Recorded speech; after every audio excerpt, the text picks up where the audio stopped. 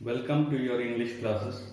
Today we are going to read a poem from the book Beehive, The Road Not Taken by Robert Frost. Robert Frost is an eminent American poet. He wrote in the Romantic period, so he is popularly known as a Romantic poet.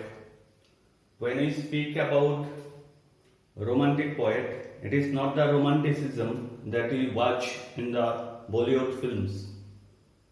Romanticism means romance with nature, that is, appreciating the beauty of nature. Now, let us know why did he write this poem. In fact, Robert Frost wrote this poem to poke fun at his friend Edward Thomas, who, when out walking with Frost in England, would often regretting not having taken a different path. The Road Not Taken is an ambiguous poem which deals with the choices in life, whether go with the mainstream or go it alone. If life is a journey, this poem highlights those times in life when a decision has to be made. Now let us recite the first verse of the poem. Two roads diverged in a yellow wood, and sorry, I couldn't travel both. And be one traveller, long I stood, and looked down one as far as I could, to where it bent in the undergrowth. Now let us see. I have circled some of the words and underlined some. First of all, to delve into the depth of poetry, we need to understand there is a surface meaning as well as it has a metaphorical meaning. The poets have used different literary devices to give it a metaphorical meaning. Let us find out some of the poetic devices the poet had used. Now you see, this is a very symbolic poem. Here he says two roads, but we need not to focus on the roads. Roads is a metaphor of life. The choices that we have in our life, the decisions that we make in our life. And yellow wood is referred here. So when the leaves of trees become yellow, which season does it refer to? Yes, it's autumnal season. It's autumn. Simultaneously, it refers to the hard times in one's life. So these are used as metaphor. So this poetic device where road and yellow stands for the other thing, it is compared with other things like roads, you can say it is compared with life, the choices that we have in our life, and yellow is referred to the autumn season or the hard times in one's life. So these are used as a metaphor. Now you can see roads and diverged.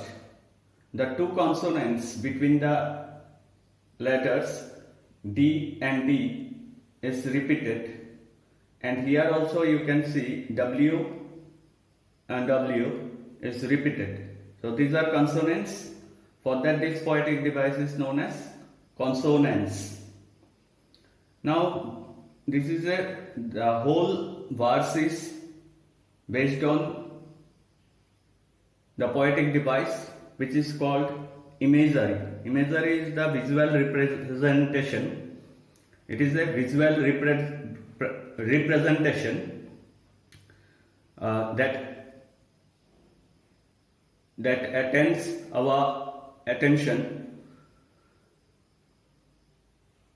And then you can see in the three consecutive sets of lines, it begins with the same word, and. So this repetition of the word in the following lines, known as the poetic device, as anaphor. So let us summarize the very first stanza. In this verse, the poet says that there were two roads. Both roads go in different directions. As the poet has used the term yellow woods, it seems that the leaves have turned lifeless and yellow, depicting autumn, so as to say the hard times in one's life. The poet feels sorry. The poet feels sorry because he alone cannot travel on both roads. The roads could symbolize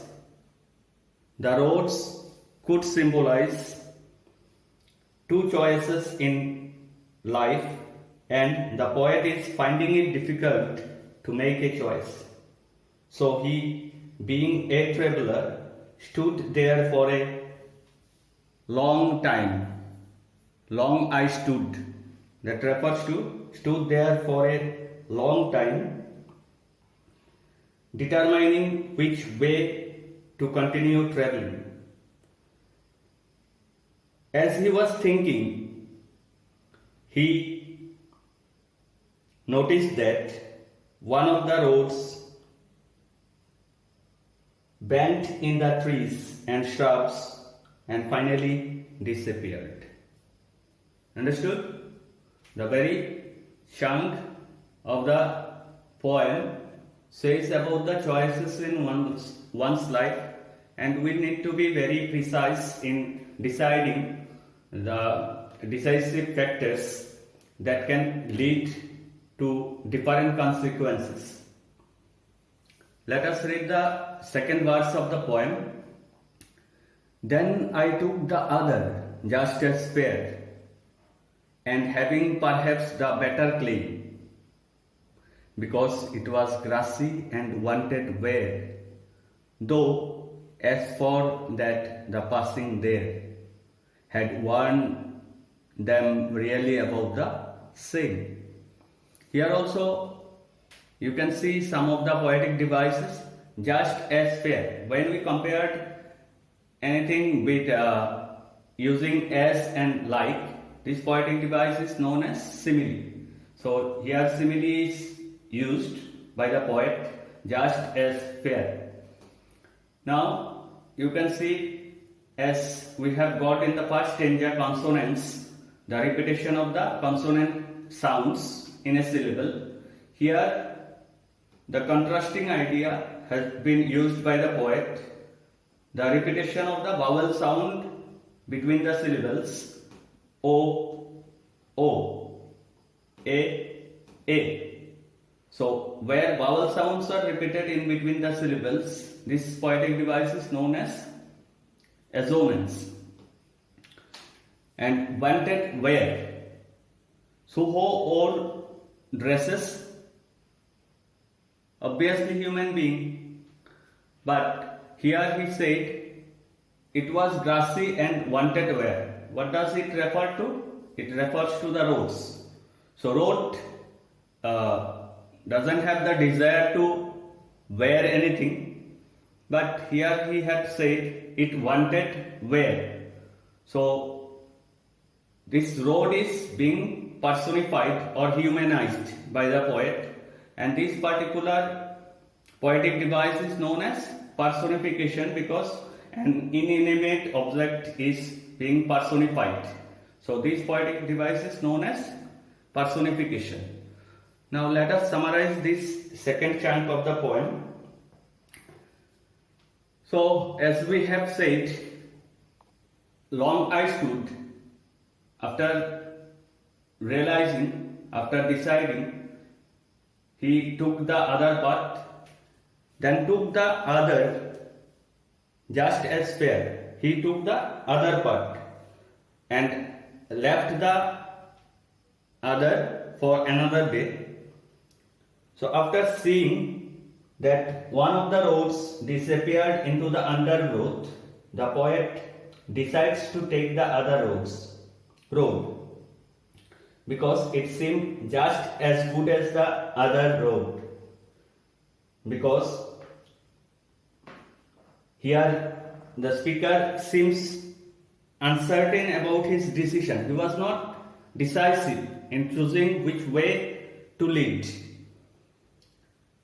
Here the speaker seems uncertain about his decision because he says the road he takes is untraveled. Then as he walks, finds it equally traveled. Here he said this one, that really about the same. Finds it equally traveled. For that we can say he was indecisive in choosing the path he had already chosen. The third stanza reads, and both that morning equally lay, in lips no step had trodden black. Oh, I kept the first for another day, yet knowing how way leads on to way. I doubted if I should ever come back. If you look at the rhyme scheme of the whole poem, you can see A, B, A, B. So the whole poem follows the same rhyme scheme, A, B, A, B. Here the poet says that both the roads were covered with leaves that morning, and perhaps that morning he was the first to travel down the road. The speaker rationalized his choice by saying he would later come back to the road he had missed. However, it seems that he regrets his decision slightly, wondering if he will ever get to come back and take the other road. Here he creates self-dramatizing regret. Hence, he used the word doubted. In case of decisions made in life, it is similar. So let us move on to the concluding stanza. I shall be telling this with a shy, somewhere ages and ages hence, two roads diverged in a wood, and I took the one less traveled by, and that has made all the difference. So emphasis has been given by using the same pronoun twice, and he took a pause. And I took the one less traveled by. So you can see the poetic device being used, assonance. And I have highlighted two words, shy, and that has made all the difference. Now, this particular stanza means that making a choice out of two objectives is responsible for our future, and that makes all the difference. The choice may bring us right or wrong. He will be telling about his choice with a sigh. Sigh is releasing a deep breath, expressing happiness, relief, sadness, etc. So, if the choice proves out to be right, it will be a sigh of happiness or relief, and if the choice is wrong, it will be a sigh of disappointment. It is clearly evident that the poet is going through a stage of moral dilemma. Let us know what is moral dilemma. A dilemma That is, moral dilemma is a situation in which a person is torn between right and wrong. Surely, the poet was between the devil and the deep sea. So, conclusively, we can say we must be precise to take any decision in life. Remember, life is a matter of choices, and every choice you make makes you. Thank you.